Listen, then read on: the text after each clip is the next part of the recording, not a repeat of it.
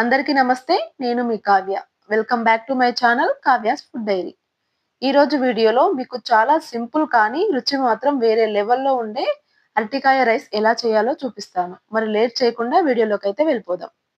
ముందుగా ఈ అరటికాయ రైస్ చేయడం కోసం 2 కచ్చిగా ఉన్న అరటికాయలను తీసుకొని శుభ్రంగా కడిగి వీటి పైన ఉన్న తొక్కనంతా వీడియోలో చూపిస్తున్నట్టుగా పీల్ చేసుకోవాలి.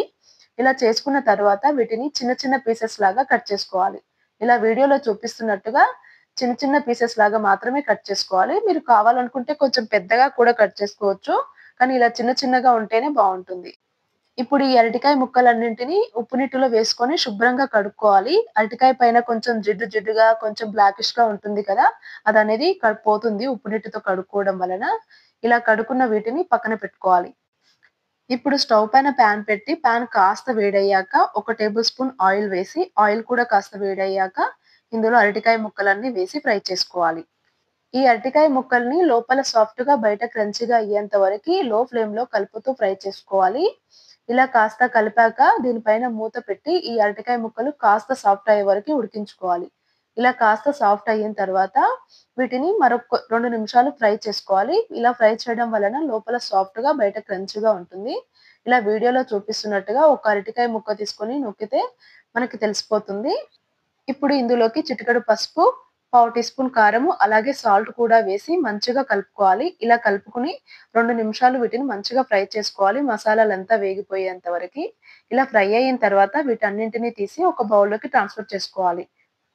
ఇప్పుడు అదే పాన్‌లోకి మరొక టేబుల్ స్పూన్ ఆయిల్ వేసుకొని ఆయిల్ కాస్త వేడయిన తర్వాత ఒక టీ స్పూన్ జీలకర్ర, 2 లవంగాలు, ఒక ఇంచు దాల్చిన చెక్క, అలాగే 2 ఇలాచీలు వేసి మంచిగా ఫ్రై చేసుకోవాలి. మసాలాలు వేగేంత వరకి.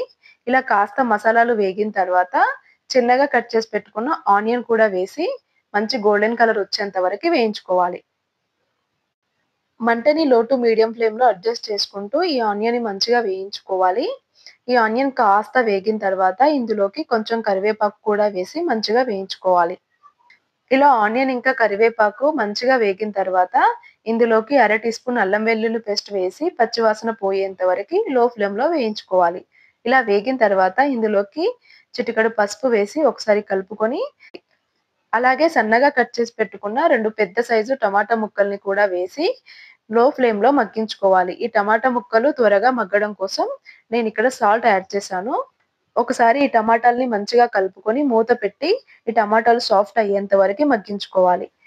చూడండి వీడియోలో చూపిస్తున్నట్టుగా ఈ టమాటా ముక్కలనేటివి సాఫ్ట్‌గా అవ్వాలి. ఇలా సాఫ్ట్‌గా అయిన తర్వాత ఇందులోకి మనం మసాలాలైతే యాడ్ చేసుకుందాము.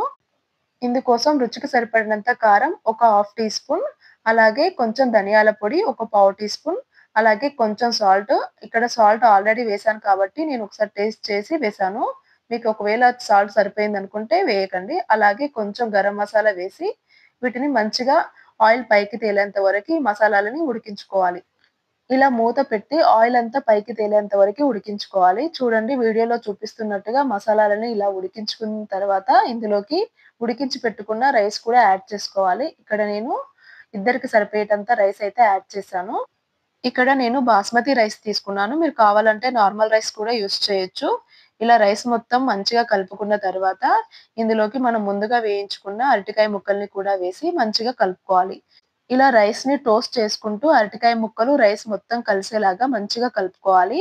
ఇలా కలుపుకున్న తర్వాత ఇందులోకి ఒక టీ స్పూన్ వరకి మిరియాల పొడి యాడ్ చేసుకోవాలి. మీ కారానికి సరిపడినంత.